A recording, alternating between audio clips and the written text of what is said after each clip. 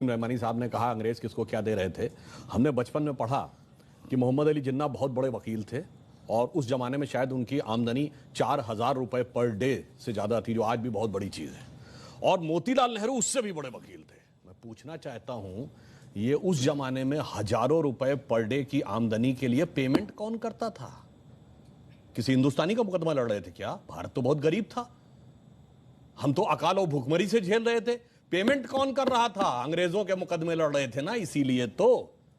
और मैं यह भी बताना चाहता हूं, जिसमें अशफाक उल्ला खां, राम प्रसाद बिस्मिल, चंद्रशेखर आजाद, काकोरी कांड, जो लखनऊ के पास ब्रिटिश सरकार का खजाना क्रांतिकारियों ने लूट लिया था, ब्रिटिश सरकार का वकील कौन था? JN मुल्ला, जगत नारायण मुल्ला, कांग्रेस के नेता खड़े थे ब्रिटिश सरकार की तरफ से कि इनको फीस कौन दे रहा था? उनको सरकारी वकील थे ना, तो सरकार से ही तो फीस ले रहे होंगे। अब मैं एक दो फैक्चुअल बात कहता हूं, वो तो विषय अभी सावरकर जी का माहौरकर जी बताएंगे।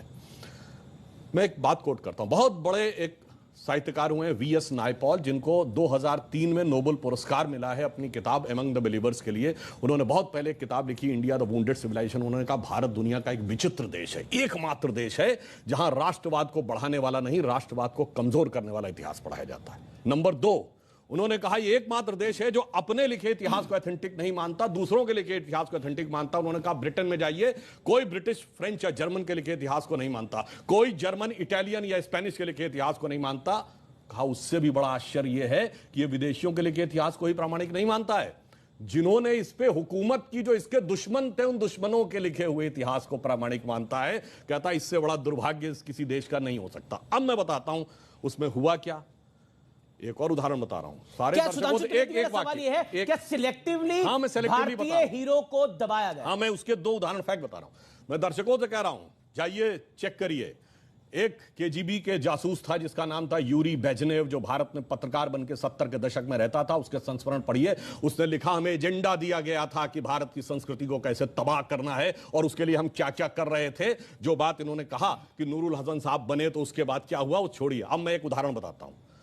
महमूद गजनी ने सोमनाथ का मंदिर तोड़ा। जवाहरलाल नेहरू ने डिस्कवरी ऑफ इंडिया में पेज नंबर 235 पे यह लिखा कि वो तो एक योद्धा था, उसका धर्म से कोई लेना देना नहीं था, उसने जो लूटपाट की है वो अपने किंगडम को इनरिच करने के लिए की है। जबकि हकीकत यह है कि खुद महमूद गजनवी के साथ आए हुए उसके राइटर उतबी, उसने अपनी किताब तारिकुल यामनी में लिखा है कि जब उसने मंदिर पे कब्जा कर लिया और उसके पास राजा और पुजारी पहुंचे कि ये शिवलिंग मत तोड़िए, इसके लिए हम 1 करोड़ स्वर्ण मुद्राएं देने को तैयार हैं, और उसके सलाहकार गए तो जानते क्या जवाब दिया महमूद गजनी ने?